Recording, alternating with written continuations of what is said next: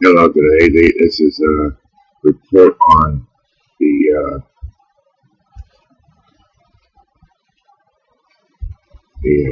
super cyclone that hit the India. 500,000 people evacuated.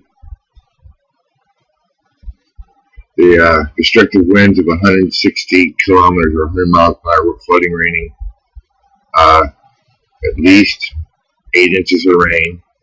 The crippling storm surge of 10 feet made swamp near point of landfall. So I'm going to make a quick report to you folks here. That a lot of people in India are suffering right now.